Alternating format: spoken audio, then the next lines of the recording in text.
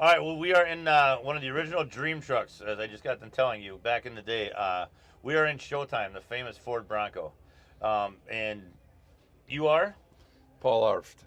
I was the original builder of the truck back in the day, back in the 80s. Back in the 80s. Yep. So, obviously, this was an iconic truck at the Jamborees and everything, the famous bright yellow paint job. What gave you the idea to paint it bright yellow, just to stand out from everybody? Yeah, just to be different than everybody. That was one of our things. We were always, wanted everybody to just say, hey, check that out. You know what I mean? And even back when it was a street truck, it was everything was kept mint and stuff like that. My buddy was pretty weird about that, and that was one of our, that's how it ended up being called Showtime, because it was always mint and stuff. Everybody goes, oh, look, it's Showtime, you know what I mean? So we would just laugh about that, and we'd be touching everything up at shows and crap, you know. And I remember you were in the back in the day, the World of Wheels show. This truck was on the cover of that, the famous World of Wheels that went around the circuit.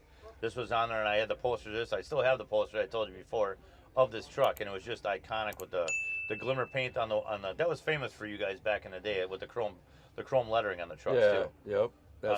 And we did all the frame was lettered. That's what we're getting ready to redo the whole frame to letter it like it was back in the day. Back in the day, even though most of the places are out of business, but I just want it to be even that much closer to what it was. You know? Yeah, it looks so much closer to the original, and that's what everybody knows is obviously this is not the original truck. That one you sold back in the day, but you just told me you built this truck with your team in 4 months? Yeah, it was 5 months. 5 months. 5 months on there. Okay. It was one of them things we just kind of did it because a lot of people say they can do it, you know? Yeah. So we were like, okay, I did probably 90% of it by myself. That was that was the whole thing. Okay. Because back in the day, it was the same way. We had crude, just not fancy tools like they have nowadays. Yeah, you got everything a little bit better off. Obviously, some of these guys are leaving, so it's getting a little loud. But it's just great sitting up in here. It's just amazing being in this truck. So does it bring back a lot of memories now? Doing it again?